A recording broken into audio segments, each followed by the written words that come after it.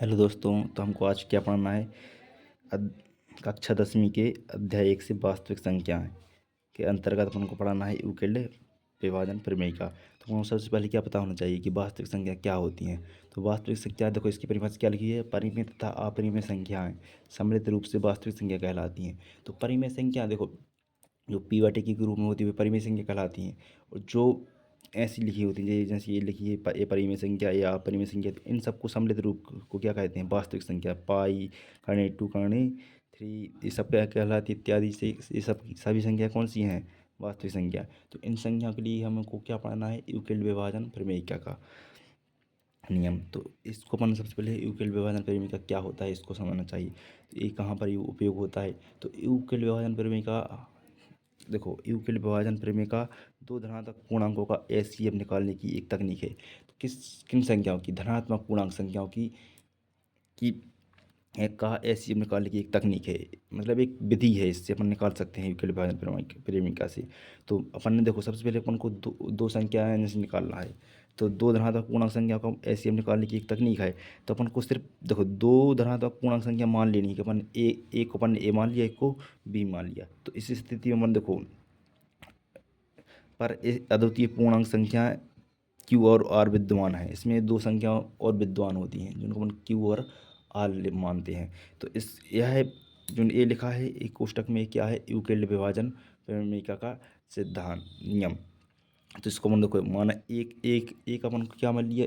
पहली संख्या। और बी को क्या मान लिया? दूसरी धनात्मक पूर्णांक संख्या। तो अपन इन दोनों को बैलेंस करना होता है। तो अपन इसको बैलेंस करने के लिए अगर देखो अगर आर का अपन मान लेते हैं तो वो किससे? जीरो से बड़ा नहीं होना चाहिए, जीरो से छोटा नहीं होना चाहिए आर का मान, उसके बराबर होना चाहिए। जीरो से छोटा नहीं होना चाहिए, बराबर हो सकता है लेकिन, और आर का मान बी से छोटा नहीं होना चाहिए। आर का मान हमेशा बी से क्या होना चाहिए? बी से बड़ा नहीं होना चाहिए। आर का मान बी से ही छोटा ही रहना चाहिए। तो अपन को इसमें देखो, इसको अपन किस रूप में लिख सकते हैं? भाज्य भाजक भागफल शेषफल। और इस सूत्र में, इस नियम में जो शेषफल देखो, एक ये होता है शेषफल, ये होता है भाज्य, ये भाजक, ये भागफल और एक शेषफल। जब तक सॉल्व करना होता है जब तक इसका शेषफल शून्य प्राप्त न हो जाए। जब इसका शेषफल शून्य प्राप्त हो जाता है तो इसका भाजक ही क्या होता है? एचसीएफ होता है। तो अपन इसको सवाल द्वारा समझेंगे। इसको सवाल को समझने के लिए अपन प्रश्नावली पे जाते हैं। अध्याय 1 की प्रति 1.1 से, इसको जिसमें पहला सवाल क्या है? देखो, इसका पहला सवाल क्या है? 135 और 225। क्या है? 135 और 225 का अपन को क्या निकालना है? यूक्लिड विभाजन प्रमेयिका की सहायता से अपन को इसका एचसीएफ निकालना है।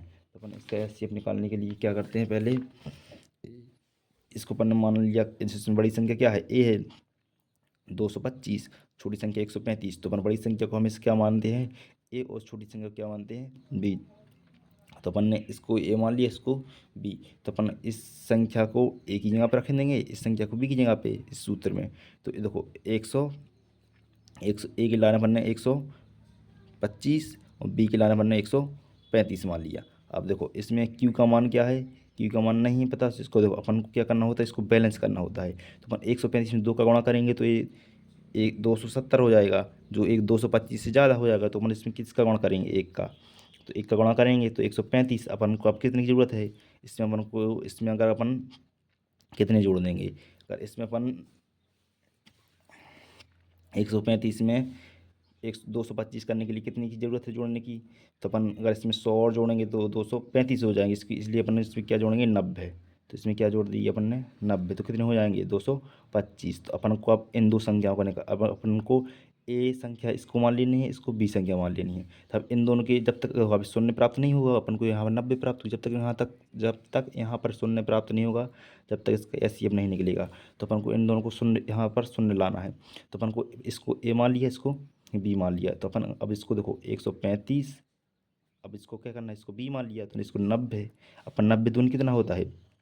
90 दूनी होता है कितना? 80 दूनी 160। तो अपन ये ज़्यादा हो जाएगा। तो अपन को देखो 90 का अगर 2 में गुणा करेंगे तो 90 दूनी 180 135 से ज़्यादा हो जाएगा तो अपन उसमें क्या करेंगे, 1 का गुणा, और 1 का गुणा करेंगे तो अपन को अब देखो कितने शेष बचेंगे, 90 में 135 बचेंगे 45, तो अपन को 45। अब देखो ये दो संख्या प्राप्त हो गई, यहाँ पर शून्य प्राप्त नहीं हुआ, इसको अंगाई और करेंगे। अब इसकी अंगाई अब आगे अपन को 90 और 45 के बीच का सॉल्व करना है। तो इसको देखो, इसको अपन ने ए मान लिया, इसको बी। 90 बराबर ए बराबर 90 और बी बराबर 45। अपन 45 दूनी कितने होता है 90, तो देखो ये बैलेंस हो गए, तो शेषफल क्या आ गया 0। तो अपन को देखो जो ये भाजक है यही क्या होता है इन दोनों संख्याओं का एचसीएफ। तो 135 और 225 का एचसीएफ कितना आ गया 45। ठीक है। अब इसी तरह अपन को दूसरा सवाल करना है। दूसरा सवाल क्या है, दूसरा सवाल, इसका दूसरा सवाल देखते हैं क्या है। इसका दूसरा सवाल है 196 और 38,200 का एचसीएफ निकालना है। तो सबसे बड़ी संख्या क्या है ए, इसको ए दे दिया, छोटी संख्या को बी। तो अपन इसका देखो यूक्लिड विभाजन परिमेय का सूत्र क्या है, ए बराबर बी क्यू धन आर। तो अपन ने ए को क्या मान लिया 38,220 बराबर बी को क्या मान लिया 196। तो अपन को 196 इतनी संख्या गुणा करना है कि इससे ज़्यादा नहीं होना चाहिए, इसके बराबर होना चाहिए। तो कुछ भी अगर इससे ज़्यादा नहीं हो जाए, इसके कम वो भरी हो तो वो शेषफल में आ जाएगा। तो अपन को देखिए इसको हमने यहाँ सॉल्व करके देखा था,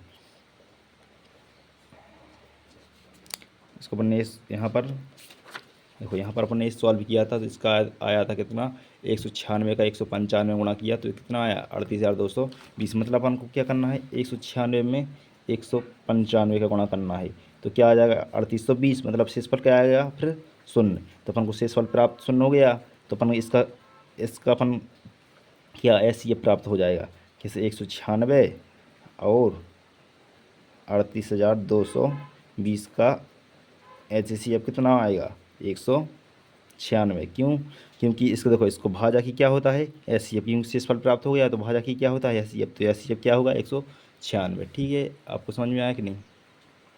अगर समझ में नहीं आया तो आप कमेंट में पूछ सकते हैं, इसको अपन और डिटेल में समझेंगे।